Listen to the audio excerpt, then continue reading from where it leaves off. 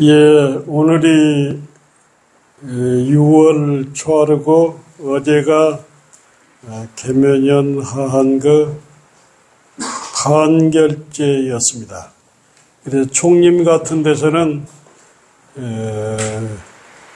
어제 법회가 있고 그 다음에 포살이 있죠. 그리고 전날 대중산행이 있습니다. 그래서 우리 선방에서도 판결제 행사를 해야 하는데 장마비로 인해서 내일 선방에서는 하기로 했다고 그래요. 요즘 선사님들 내지 우리 한국 불교에 이슈가 있는 스님들을 모시다 보니까 제가 이 법당이 좀 낯서네요. 오랜만에 왔다 보니까 낯설고. 우리가 이제 돌아가신 스님께서 15년 계시고 제가 맡아서 왔는데 이 법상이 오늘 이거 책상인데 법상이 40년 가까이 38년 정도 법상이 유지되다가 향봉 스님께서 도저히 법상에서는 못하겠다 해서 책상으로 이렇게 바꾸다 보니까 늘 법상에 하다가 또 책상에 이렇게 법문을 하니까 이것도 서투른 거예요, 서투른 거. 그래서 이제 우리 공부도 그런 것 같아요. 연부를 꾸준히 하던 사람들은 간센보살이 자동으로 이렇게 되는데 자주 안 해본 스님들은 자주 안 해본 사람들은 자동이 아니라 억지로 하도도 마찬가지인 것 같아요. 하도도 처음에는 묻자니 이목구가 잘 안 되는데 자주 하다 보면은 자동으로 하도가 된단 말이에요. 제가 요즘 문강 스님께서 건강이 조금 회복되셔가지고 선문염송을 처음으로 이렇게 촬영을 했는데 요즘 문강 스님의 법문 내용 중에 남전 참묘라는 게 있습니다. 제가 이 선방에 다닐 때 월산 스님한테 가니까도 남전 참묘에 대해서 일러보라 하고 또 서암 스님께서도 남전 참묘를 일러보라 하고 또 설악산의 오연 스님께서도 저한테 남전 참묘를 일러보라 해서 남전 참묘가 어떻게 이루어졌고 또 조주 스님과 남전 스님의 관계 또 우리가 남전 참묘를 어떻게 하도를 들어야 하냐 판결제가 됐으니까 이것을 한번 점검을 해보겠습니다. 남전 스님은 누구냐면은 마조 스님이라고 있었는데 마조 스님 위에는 해양 스님이고 해양 스님 위에는 육조 스님입니다. 육조의 법이 해양 스님, 마조 스님. 마조 문화에는 도를 깨친 사람이 84명이고 혹설에는 140명이 도를 이뤘다고 합니다. 마조의 유명한 제자 중에 서당지장이 있고 그 다음에 남전 보원이 있고 백장해가 있는데 이 남전 스님이 마조의 법을 받았단 말이에요.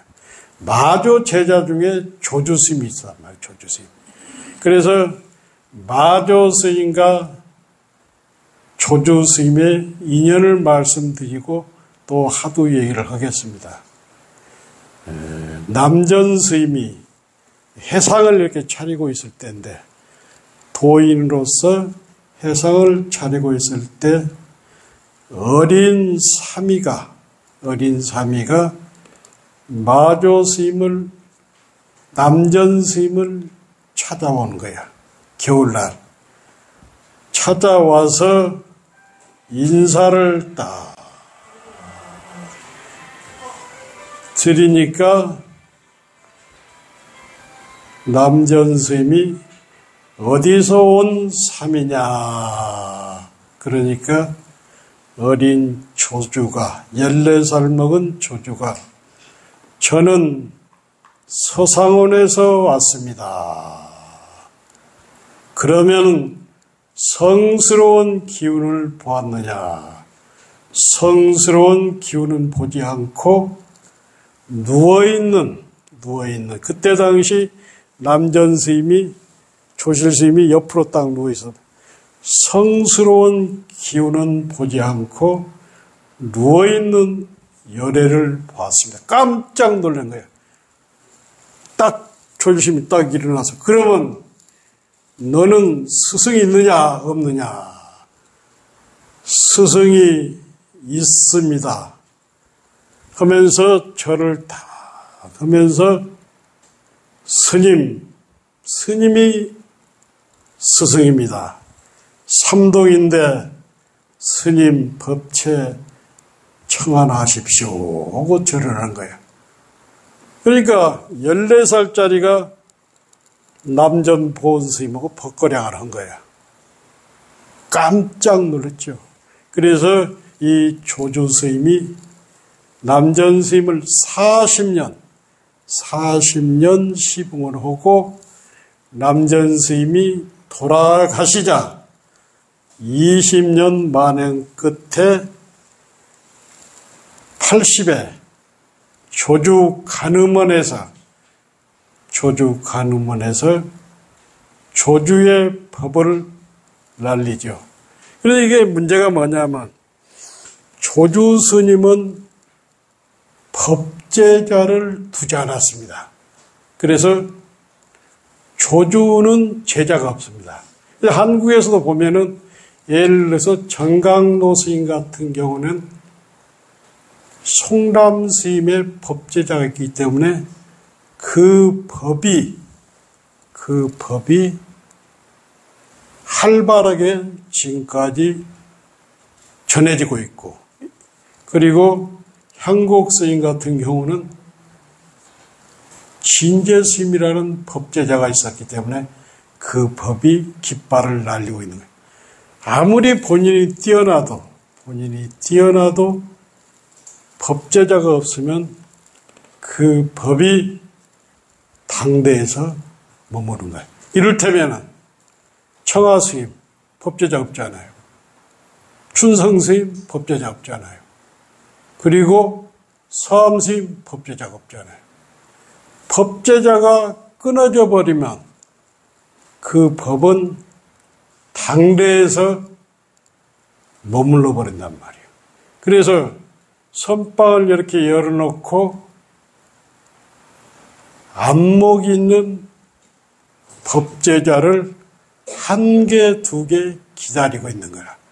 법제자가 없으면 그 법이 당대에서 끊어져 버리기 때문에 얼마나 슬픈 일인가. 만일 부처님도 가섭존자나 아란존자가 없었다면 부처님 법이 지금까지 연년이 이어지지 못한단 말이에요. 아무리 당대에 뛰어났던 그 성스님이나 성철스님, 해암스님도 그 은사를 뛰어넘는 법제자가 나타나지 않으면 그것은 성철해암 법전에 머물러 버린단 말이에요. 굉장히 중요하죠. 그래서 그 법이 연년이 이어지려면은 한 개, 반 개라도 법제자가 나와야 한단 말이에요. 그것을 청출어람이라고 하죠. 청출어람. 그래서 이제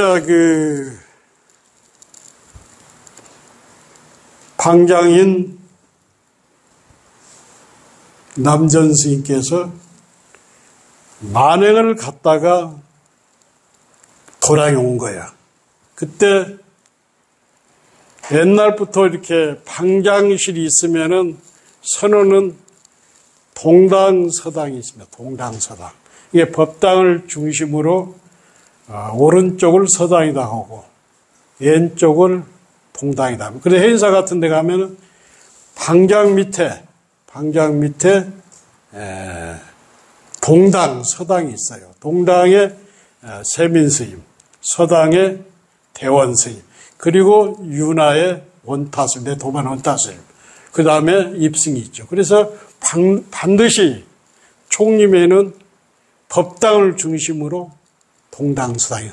그런데 대중들이 동당, 서당 스님들이 고양이 한 마리를 놓고 싸움이 벌어진 거예요. 쉽게 말해서 동당 스님은 고양이가 자기 거다 오고 서당 스님들은 서당 스님이다 오고.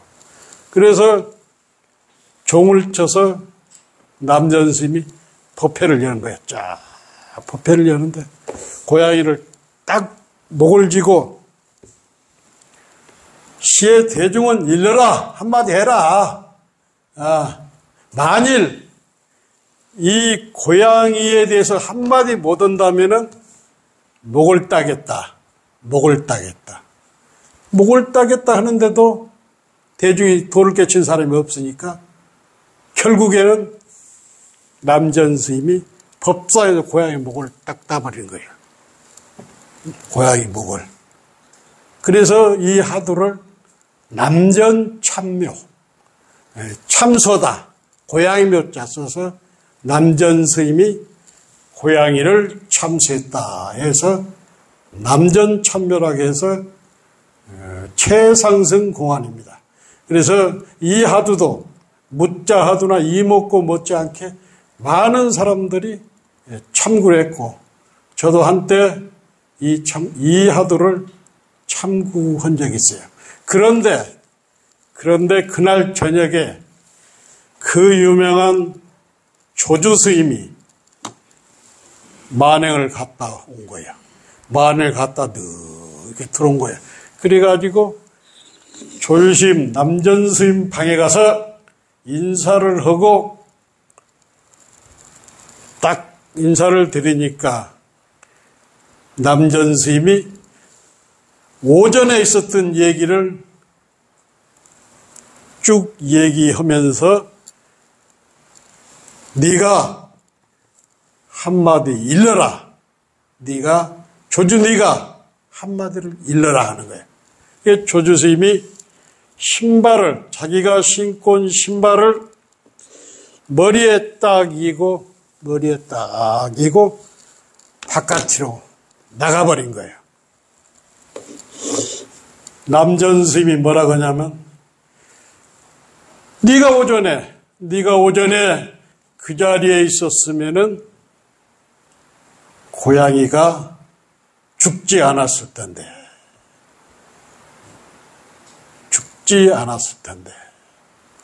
그래서 이제 이 남전 참묘 하두를 드는 방법이 조주 스님은 어쩌서 굉장히 중요합니다. 조주 스님은 어쩌서 신발을 이고 나갔을까? 그러니까 이 하두를 들 때는 동당 서당 얘기를 유추하는 거예요. 쫙 유추하고 하두는 전제를 유추하고 단제는 어쩌서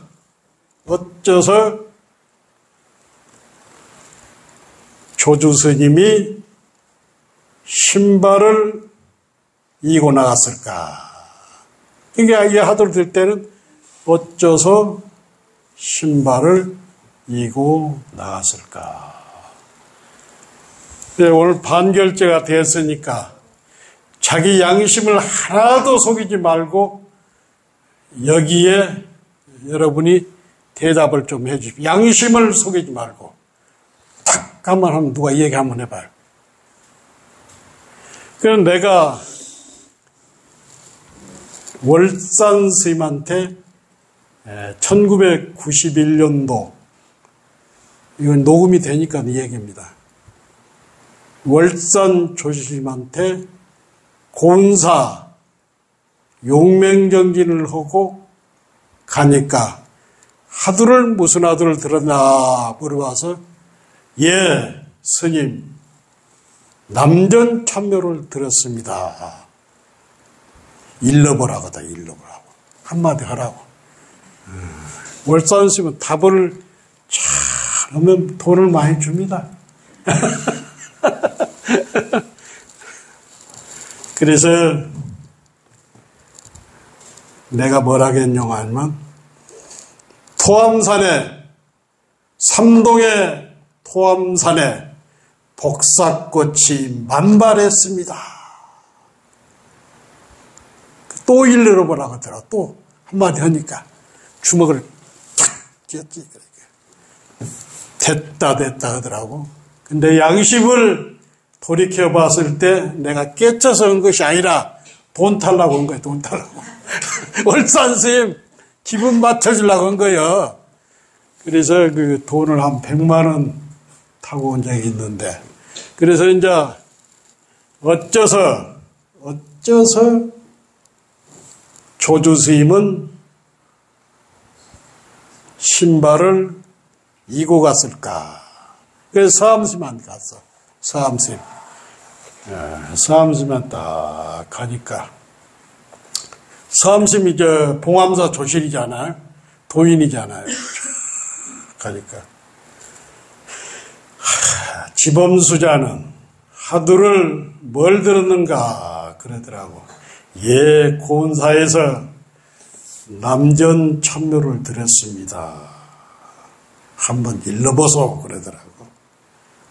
그래 똑같은 소리를 했지. 희양산에 삼동의 희양산에 복사꽃이 만발했습니다. 그래 자네 소리인가 그러더라고. 제가 했기 때문에 내 소리입니다. 그랬지. 가지 말라고 앉으라고 그러대. 좀만 기다려보라고. 백장에서 양주를 한 잔 꺼내서 이거 한 잔 먹고 가게 그러더라고. 10년이 이제 흘렀어. 10년이. 녹음됩니다. 10년이 흘러가지고.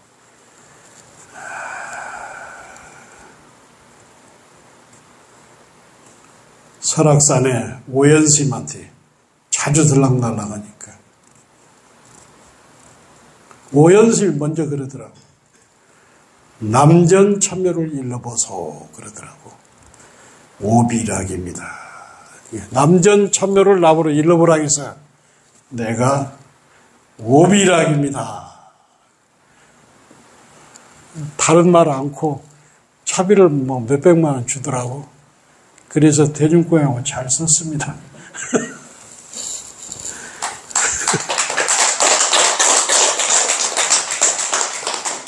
그래서 이제 어제 인도에 계시는 분황사 주지스님이 왔다 갔습니다. 그리고 목동에 계시는 상운스님, 지상스님, 저하고 우리 선방에서 그 지상스님은 서울대 나왔고 목동의 상운스님은 연세대학교 전자공학과 나왔고 그 본원스님은 동국대학교 박사인데 그래서 이제 이 토론을 많이 했는데 아직까지도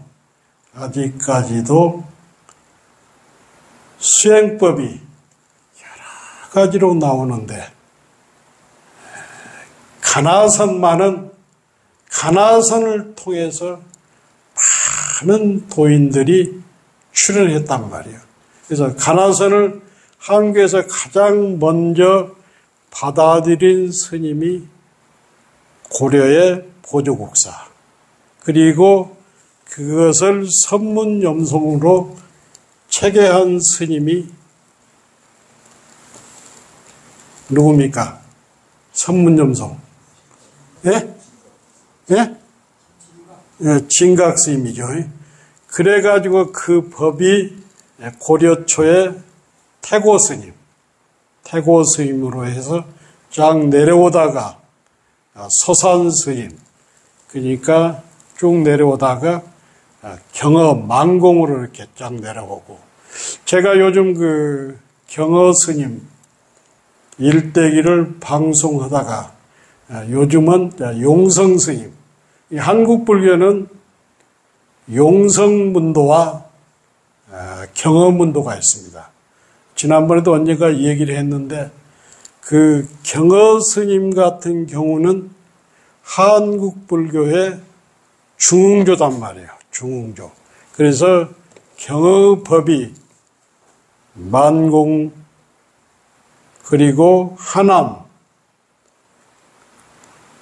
운봉, 운봉이 아니라 해월, 그렇게 법이 내려가가지고 인천 용화사 청강스님까지 송단까지 내려오고, 그리고 이제 양대산맥인데 용성스님 문도는 용성스님, 동산스님, 성철스님 이렇게 해서 이렇게 내려오고 있습니다.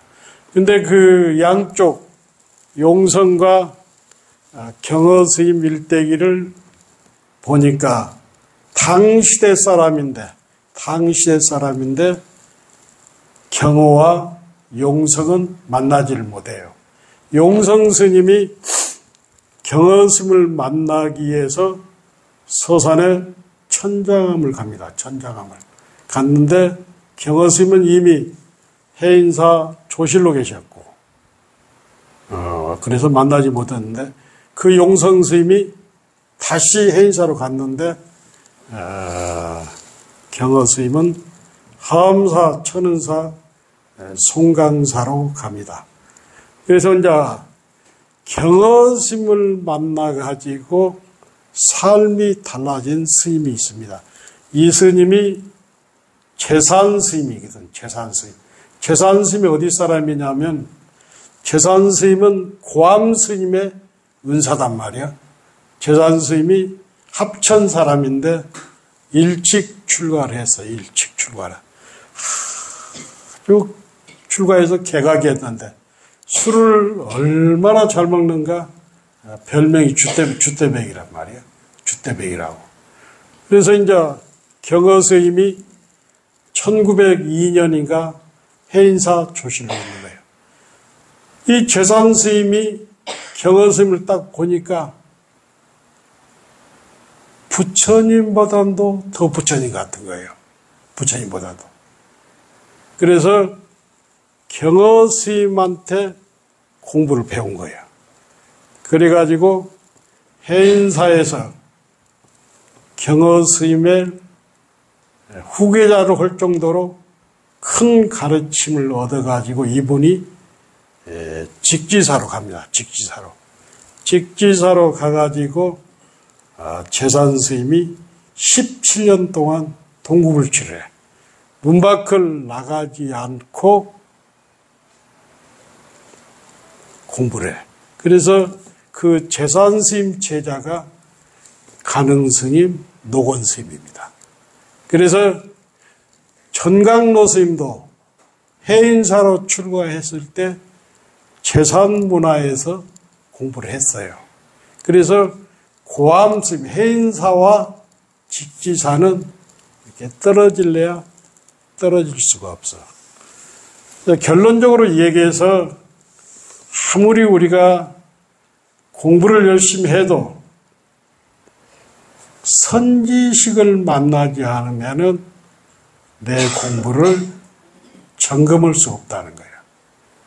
그래서 될 수 있으면은 한국에는 정강 스님의 법을 받은 송담 스님이 계시고, 또 남쪽에는 진제 스님이 계시고, 그래서 이 공부는, 이 연부를 하든 참선하든 이 공부는 절대 끼리끼리 하는 공부가 아니라, 끼리끼리 하는 공부가 아니고 반드시 선지식에 방망이를 맞아서 공부를 해야 한다네. 어제 분황사 스님이 저한테 왔는데 자기가 동국대학교 4학년 때 우리 보광전 제가 사는데, 제가 선방에 한 10년 다녔는데 그 스님이 왔더라고. 그래서 자기가 참선 얘기를 하는데, 절에 온 지 어렸을 때부터 들어왔는데, 참선 하도 드는 법을 몰랐더라고. 어렸을 때부터 절에 있었는데, 그래서 해인사 가니까 자기 방부를 취소를 하는 거야. 안 받는 거야. 그래서 자기 노스님인 오라스님한테 가니까 밤 7시에 오라는 거예요. 밤 7시에. 밤 7시는 방을 짤 때잖아. 그래서 백으로 이 사람이 통도사 방부를, 그때 내가 한 10년 됐고 지상 스님이 처처로 왔고 그 스님도 처처로 왔는데, 그래서 이목고 하두를 오라스님한테, 그러니까 이목고 하두를 선배들한테 물어보니까 이목고를 들으라 그러는 게, 그래서 이목고 하두를 제가 들지 모르니까 오라스님한테 가서 이목고 하두를 물어보니까 그냥 들으면 되지 뭐 그런 걸 알라 그냐고. 그때만 해도 지금 33년이 됐는데 제대로 공부를 가르쳐주는 사람이 없었단 말이에요. 근데 지금은 유튜브라든가 또 우리 보문서 같은 데는 제가 하도 묻자 하도 드는 법, 이목고 드는 거, 하도 드는 법을 잘 가르쳐주잖아요. 하도 드는 법을 저하고 토론을 하든가 저한테 바르게 물어봐야 합니다. 그래서 어쩌서 오늘 문광스님도 법문에 그러더라고. 그건 문광스님이 듣으면 되는 저한테 배운 것 같아. 그전에는 어쩌서 뭘 하겠을까를 했는데 문광스님 법문에 처음으로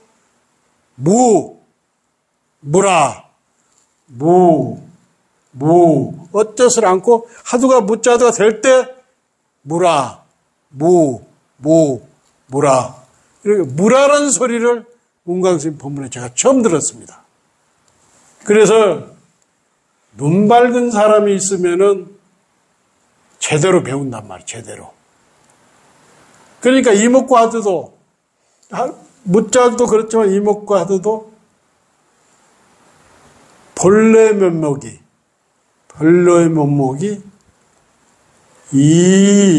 이를 길게 하고 먹고 작게. 그런데 본래 면목 전제를 빼버리고 하두가 제대로 되면은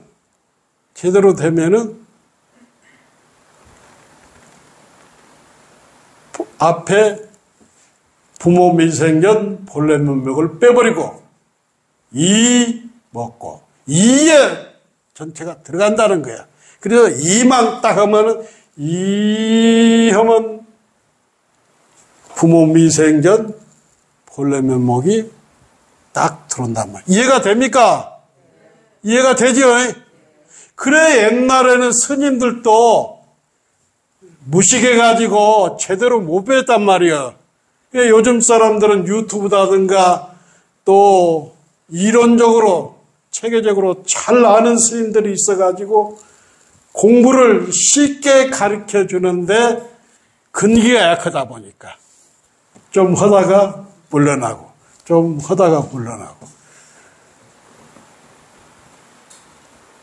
정말로 죽기 살기로 죽어야 쓰겠다는 생각으로 달라붙으면 한철이면 끝납니다, 이 공부. 그래서 선방에 오래 다니는 거 그거 중요한 게 아니에요. 얼마나 신심과 원력으로 발심해서 하도에 몸을 던지면 됩니다. 저 이런 얘기 할 얘기 아닌데 제가 그 1990년도에서 91년도 근일 스님을 모시고 100일 용맹제기를 했는데 정말 죽으려고 왔어요. 그것뿐만 아니에요. 대장문문을 했을 때 다시 살아온다는 생각을 없이 갔지. 지금도 마찬가지입니다. 그래서 한철해도 확실히 제대로 하면은 하두가 단전에 딱 서면서 허리가 뻣뻣해지면서 한 시간이 금세 지나가 버립니다. 공부의 맛을 알아버리면 이 공부 안 할 수가 없어. 오래 다니는 거 그거 중요한 거야. 한 철을 살아도 공부의 맛을 알고 몸을 던져서 했을 때는 공부 맛을 알면 자복을 떠날 수가 없어. 입승보살 어떻습니까? 네, 맞습니다. 맛만 알면은 절대 자복이 딱 붙어서 안 나갑니다. 정신이 흐리멍텅할 때 자복이 딱 앉아가지고 허를 뻗 세우고 어째서 뭘 하겠을까? 무 하면은 우주법계가 탄전 안에 딱 있는 거예요. 앞으로 반철 남았습니다. 반철 동안에 여법한 명한 종사가 출연하기를 고대하고, 이 다음 주 일요법회는 스님이 몸이 좀 안 좋기는 안 좋아. 그래서 스님께서는 그냥 설악산 신의사 주시님께서는 그냥 얼굴만 보고 갈까 하는데 오면은 못 나갑니다. 절대 못 나갑니다. 여기 법상을 차려줬는데 이때까지 바꿔보고 나가야잖아요. 중노는 60년 하신 분이 그냥 나갈 수 있습니까?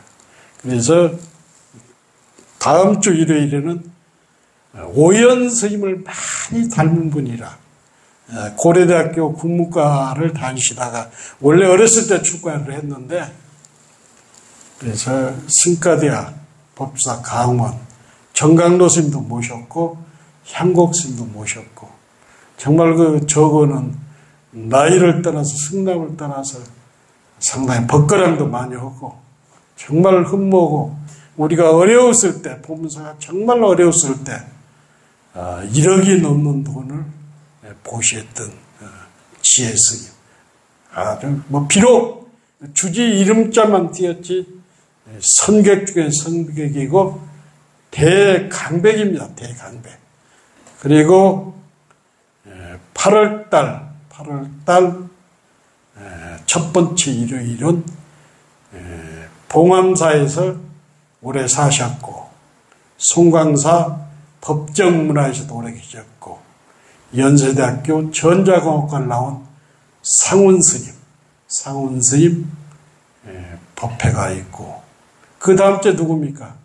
그 다음 주는 옛날에, 지금부터 20년 전에 여기서 보현보살 10대 원력에 대해서 여기서 강의하신 반산 스님이 누구냐면은, 이분은 이제 해인사 강원을 졸업하고 대구분인데, 은혜사 성가대야. 그 다음에 봉선사 능엄왕님, 경복문화에 출가했어요. 극락암에. 그래가지고, 선방에도 다녔고, 통도사, 해인사, 쌍계사 강주를 지냈고, 문강스님이 언젠가 법회에서 그랬어. 하암경 60권 청량국사 소를 완벽하게 번역한 하암경의 대강백이라고 하면서 자기는 어른을 모신다. 그러면서 그 스님께서 만일에 여기 오셔가지고 여러분의 반응을 봐가지고 하암경이 좋으면은 매월 모실 거고, 상황에 따라서 단타로 끝날 것인가 연타로 끝날 것인가, 그것은 여러분한테 반응해 봐서 하겠습니다. 그리고 이제 셋째 주 일요일은 법륜스님과 더불어